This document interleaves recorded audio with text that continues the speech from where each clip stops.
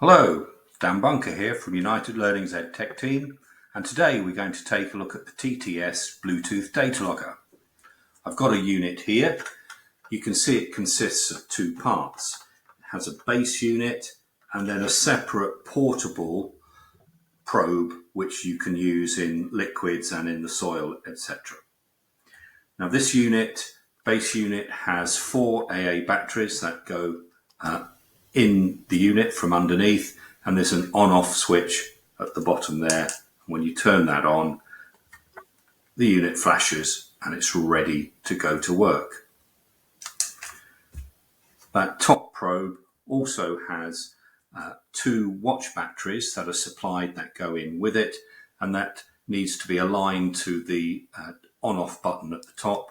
When you switch that on, you get a flashing light to show you again that's ready to go to work.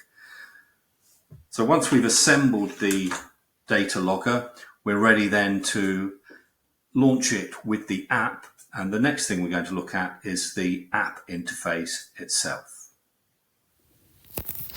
Just before we get you started with the app, it's worth knowing that on the TTS website for the Bluetooth Data Logger, you can download the full documentation. So where it says download technical materials, there's a PDF guide which goes into a lot more detail about the setup.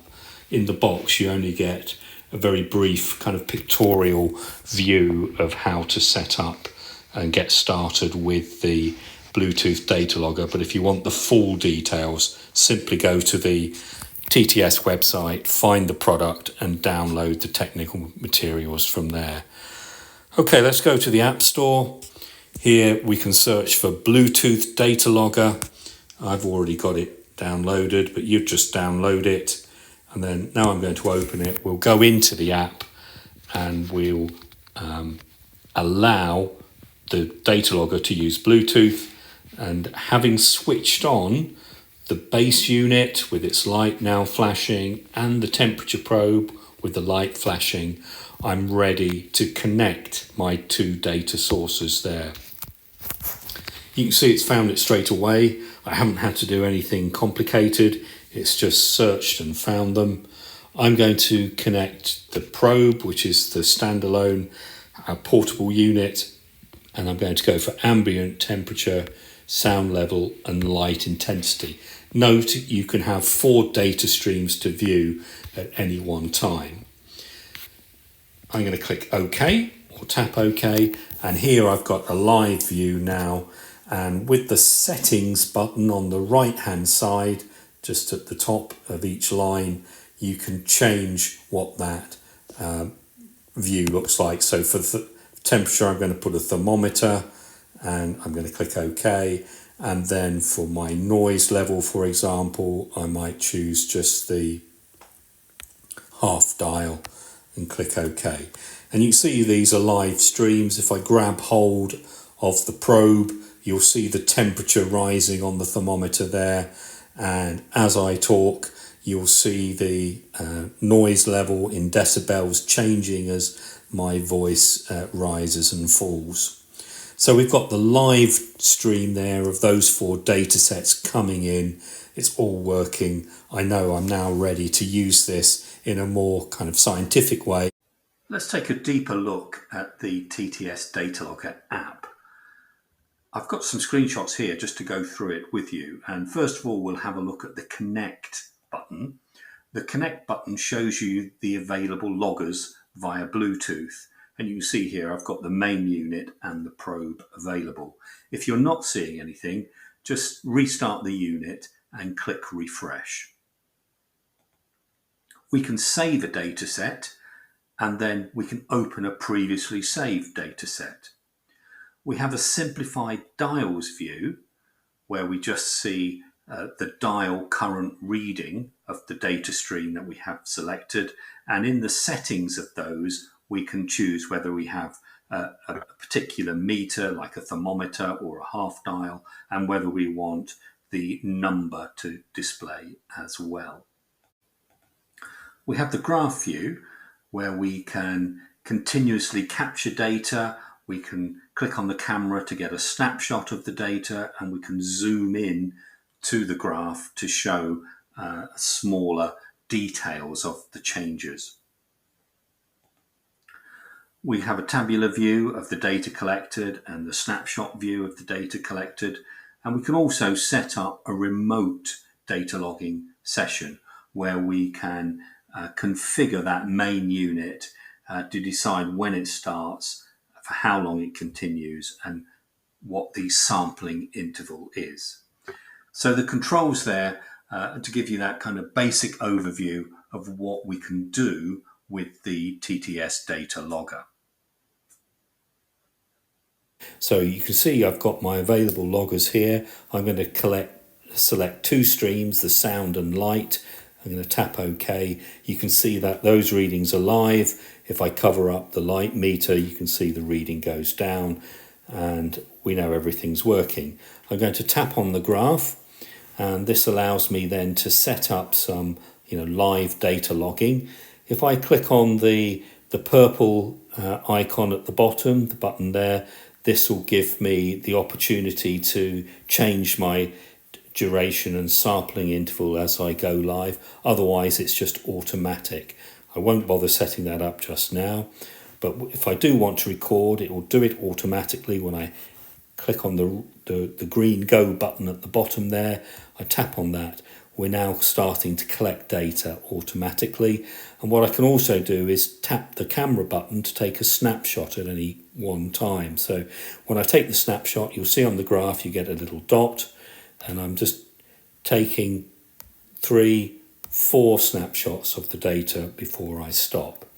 Now if I want to review those snapshots, if I go to the top bar and click on the target button, the yellow button with the white sort of target, you can see there are the 4 snapshots showing the different readings I had at that precise moment of time. In the background, a whole range of other readings were being taken place, so they're available to you as well. But if you just want to look at focus snapshot, then every time you tap that camera, that's what you would get. When I go back to the graph, I can restart by clicking on the green button again, but obviously this is a manual process that you're doing live at the time. What will be useful, of course, for data logging is to do remote sessions. So that's what we're going to look at next. We're going to the top right, the cog key button there, and we're going to configure a remote session. Okay, now I'm ready to start configuring it. Do I want to use the probe or do I want to use the main unit?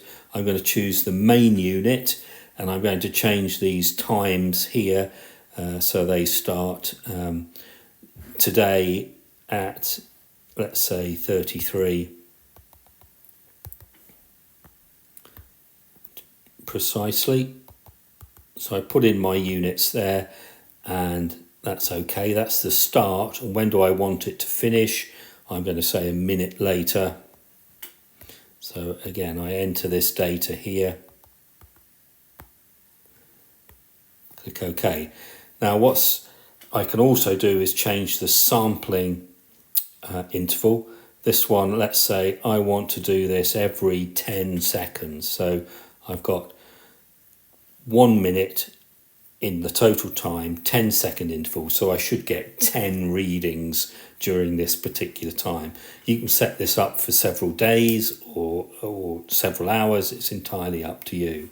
When I click OK, it'll send the program to the main unit because I haven't got the probe ticked, and I'll see a blue flashing light on the unit to show that's being received.